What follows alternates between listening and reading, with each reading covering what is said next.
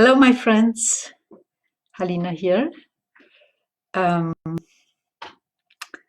I hope you can see me. This is the usual start of my videos. I'm not quite sure, but I think so. I think we're connected. If you do see me, send me a heart or a like or something, then I can see it here as well. Meanwhile, I will just start talking. Hi. So, what I'd like to share with you today is a question that came up in my awareness the other day, which was, what are you learning from this? What is Corona teaching you? And the reason the question came up, I think, is because I have been strangely unaffected by this whole thing, personally, physically, and also emotionally, not in the sense that I don't care, but in the sense that I haven't been in fear or in deep sadness. I have actually been learning something else. But again, because I haven't been affected strongly, this question came up. Well, there is a lesson here for you too, Halina. What is the lesson? What are you learning? And so I kind of took a look at what I've been experiencing, what has been brought up for me. And one thing that I noticed myself reacting to was how our culture and our world relates to death. How much, how it relates to it. This is a big topic. This one sentence. How do we relate to death? So I'm not going to kind of analyze it.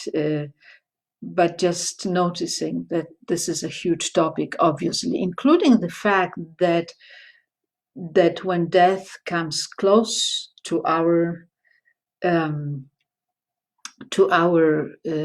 personal life, then we react, and when it is at a distance, that we don't react, or when it is far away, we have certain beliefs or thoughts about it, but when it comes into our life, then it will show us what is just a belief and what is really part of our being, part of our awareness. And fear, of course, I've been noticing. This is someone said the other day, this is indeed a pandemic of fear.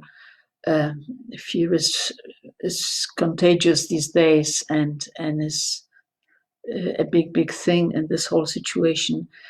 And also, I've been noticing how we obviously react to fear personally, but also as culture, as countries, as economies, in all kinds of ways. And the metaphor I'm seeing, that is, everyone is holding their breath, which sometimes is a good thing for a little moment in the meditation. You meditate, you hold breath a little, then you breathe out.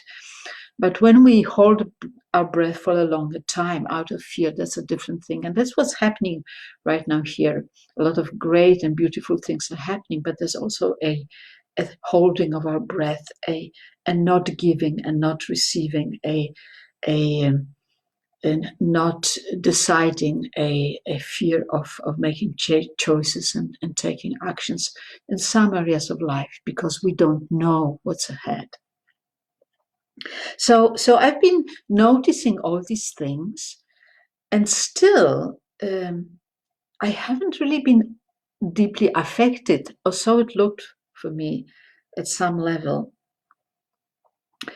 But there's one reaction that kind of that became personal, and that was someone said that how can you be joyful? How can you be in joy when there's so much suffering in the world right now? And I had a reaction to that. And I understand where it comes from. It comes from a place of great compassion. And it also comes from a, misunderstanding perhaps, or not acknowledging that there are different ways of meeting life. And every way, including the fear, including however we react, has its own teaching, its own lesson, its own reason, and is therefore to be accepted, to be embraced. So I want to give you an example from my life of that, and hopefully I can relate to that. Hello, Gerald. So many years ago, I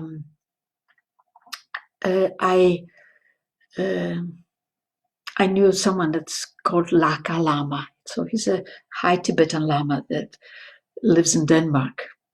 There's a whole amazing story around that. Anyhow, so I knew him because I had the honor and the pleasure at playing flute at some of his meditations. And on that particular day, I went to some kind of spiritual arrangement. I don't even remember what that was, but the thing was that my mother passed away a few days prior. So I was like in grief, obviously, and it was such a big part of my awareness that my mother just passed away. And whoever I met at that time, whoever I spoke with, whenever they would say, "How are you, Halina?" I would say, "Well, my mother just passed away." And then they would say, "Sorry for your loss." And that there would be a conversation around that. Of course. Now, I went to that event, and here is Laka. And so we say hi, and he says, "So how are you, Halina?" And I said the usual thing. My mother just passed away. And Laka looks at me. He looks me like straight in the eye, and he says, "But you are alive." That is really breaking the rule. Now, if it came from someone else, I might have misunderstood the intention. But it came from Laka. It came from someone who was recognized as a high lama at age of 4. And that means that he was taken away from his family. I think it was 4 or 5 or 6, something like that. Was taken away from his family, brought to Lhasa, and was and has been taught in a spiritual tradition that is all about compassion. It is all about alleviating suffering in the world. So he knows everything about compassion. He's also someone that's been very close to death, very, very close to death, 3 times in his life. He's a leader of 100,000 people in Tibet who are suffering greatly because they are being harshly repressed by the Chinese government. He is someone who had to escape from Tibet under very, very harsh circumstances. Went to India with Dalai Lama and was part of Dalai Lama's government. So this is just to show you that this is someone that knows all about death, all about suffering, and definitely all about compassion. I have seen him crying with compassion. And this someone in this situation, where I say, "My mother just passed away," he says, "But you are alive, Halina." So for me, for some reason, he took a role of a joy keeper.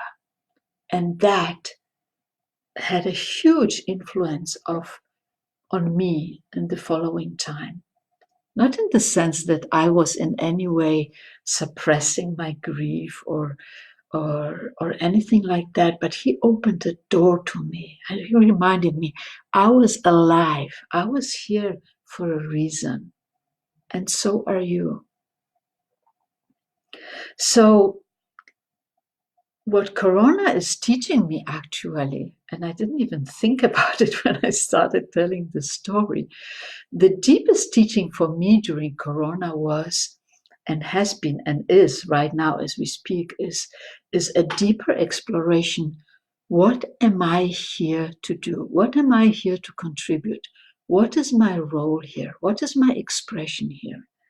This is something that I've been working with for like years and years and years. And right now, during this time, I'm being taken even deeper into that. What am I here to give? What am I here to express? So that is the lesson for me right now. And as you know, one of the things I'm here to express is that some of us are here to keep joy, to keep that high energy, to keep saying, but you are alive. But you are alive. And that does not mean that others may not be sad, or should not be grieving, should not be feeling their pain or their suffering. That's not what it means. It just means that we're holding the light. We're holding the light. We're saying, no matter what happens, joy is there. No matter what happens, hope is there. No matter what happens, there's something infinitely greater, something eternal that keeps shining on you. You are alive. So I'm sharing that with you because there might be a moment where you feel sad. Feel it, embrace it, be with it. There might be times for that. There might also be times where you are full of joy and perhaps feel bad about it because everyone around you is not. So remember, yes, you are here. When you are in joy, keep it. Keep that light. It's not just for you, it's for them too, even if it doesn't look like that. So these were my lessons, are my lessons so far from this whole situations. And now the question for you, because I'm curious, what are you learning these days? Not just, philosophical, not just like general, big global transformation, but what lessons is Corona giving you personally? What are you learning? I'm really curious. Let me know. And thank you for listening. Bye for now.